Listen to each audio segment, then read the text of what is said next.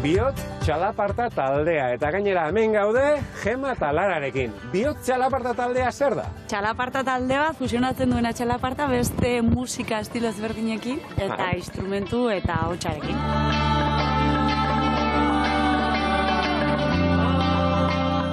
Bihotz taldea berez 2016an, hasi ziren Lara eta Ixiar. Gero 2018an ni sartu nintzen, da hor norabide guztiak ikuskizuna sortu zen edo sortu genuen. Baina, ez dakit, ez da ohikoa edo ohikoena behintzat igual txalaparta, zergatik txalaparta? Bere soinuagatik eta batez ere daukan jolas eta improvisazioagatik. Eta gainera instrumentu oso, ez dakit oso aberasgarria da, ez? Bakarrak ez du jotzen, bi pertsona behar dira, ez? Beste instrumentu guztietan, ez?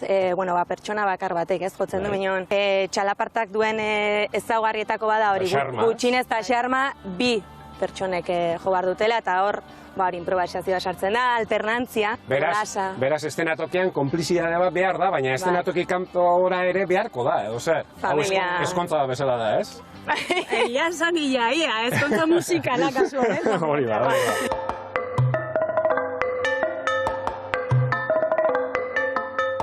Eta hasi zineten momentutik ona, zenbat ikuskizun plazaratu dituzue?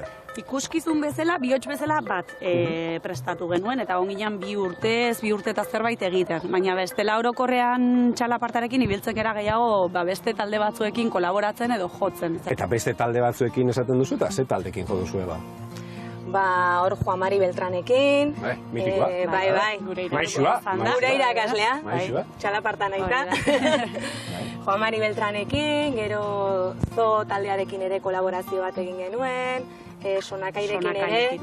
Eta aipatu duzue, ikuskizun ematere egin duzuela, eta hori sortzerako garaian zelan egiten duzue? Batzutan etortzen zaizu letra bat eta melodia bat eta hasten zera hortik. Beste batzutan erritmo batek.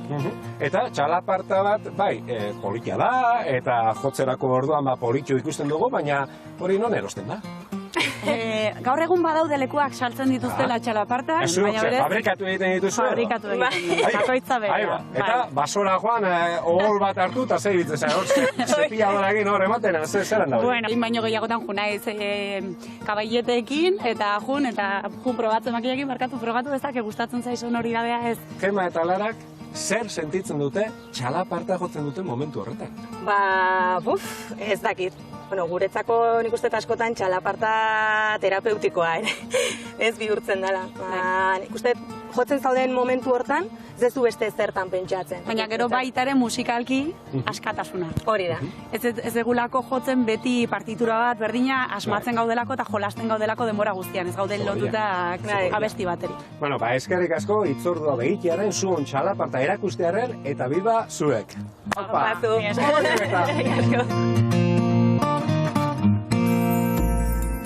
Eta nik sorte handia daukaz Euskal Herritik kanpo askotan jotzen du badakixuek orrontzirekin eta alako kontuak, eta akaso gure instrumenturik ez dakiten nabarmenena edo arreta gehien deitzen duena zein izango eta txalaparta da. Bai, trikitixea eta jotzen dugu, eta dantzak ere erakuste ditugu, euskeraz mintzatzen gara eta abesten dugu, baina arreta gehien txalaparta beti pizten du. Nik uste dut, alde batetik, bi pertsone jotze dutelako, eta bestetik, horrelako instrumentu rudimentarioa delako kako txartean esan da.